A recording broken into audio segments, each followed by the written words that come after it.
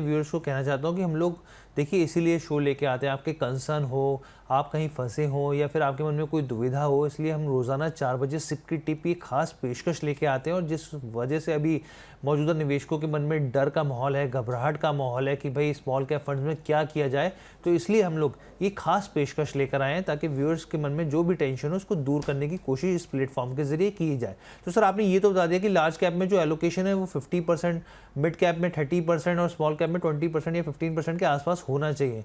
लेकिन आप उन फंड्स के बारे में बताइए सर, हम लोग चाहते हैं कि आप उन फंड्स के बाकायदा नाम सजेस्ट करें हमारे व्यूअर्स को, जो मौजूदा बाजार में जिस तरीके की स्थिति दिख रही है। तो लार्ज कैप में, मिड कैप में और स्मॉल कैप में आपको कौन से ऐसे फंड्स दिख रहे हैं जहाँ पे लॉन्ग टर्म के लिहाज से निवेशकों को निवेशित होना चाहिए? सर मैं ये कहना चाहूंगा कि आपको प्योर प्ले लार्ज कैप में निवेश करने की जरूरत नहीं है। आपका अंडरलाइन लार्ज कैप एक्सपोजर, आप भले फ्लेक्सी कैप में करो या मल्टी कैप में करो या डिविडेंड यील्ड में करो, आपका अंडरलाइन जो लार्ज कैप एक्सपोजर है वो 50% का होना चाहिए, या 30% मिड कैप और 20% स्मॉल कैप होना चाहिए। पर कुछ फंड्स के नाम लेना चाहूंगा जो मेरे पसंदीदा फंड है। HDFC फ्लेक्सी कैप का मैं बात करना चाहूंगा यहाँ पे। भले ही फ्लेक्सी कैप नाम है इसका, लेकिन एक प्रॉक्सी लार्ज कैप की तरीके से काम करता है। करीबन 83% जो है वो लार्ज कैप में। कोटक मल्टी कैप जो है, ये बहुत अच्छा फंड माना जाता है, एक अच्छा प्रॉक्सी माना जाता है मिड एंड स्मॉल के लिए। ICICI डिविडेंड यील्ड फंड जो है वो काफी अच्छा फंड माना जाएगा, क्योंकि डिविडेंड यील्ड जो इसका जो है करीबन 3% का आने की गुंजाइश है।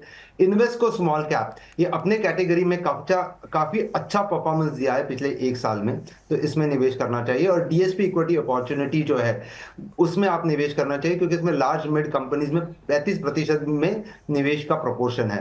तो ये 5 फंड्स का मैं जिक्र करना चाहूंगा, ये मेरे पसंदीदा 5 फंड्स होंगे। सर एक तो आपने बताया HDFC फ्लेक्सी कैप फंड, एक Invesco small cap fund, DSP equity small cap fund, और सर 2 कौन से फंड्स बताए आपने सर?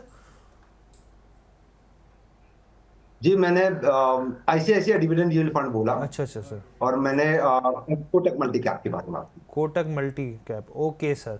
तो आप सर ये कितने समय तक के लिए, मतलब अगर लॉन्ग टर्म का कोई नजरिया है तो कितने वक्त के लिए आपको लगता है कि निवेश करने की सलाह रहेगी यहाँ पर? तो रिव्यू, इसको तो आपको सालाना रिव्यू करने की जरूरत है, लेकिन अगर कोई स्टार्किंग चेंज ना आए तो 3 साल की अवधि के लिए तो होल्ड करना ही चाहिए। 3 साल की अवधि के लिए यहाँ पे होल्ड करना चाहिए।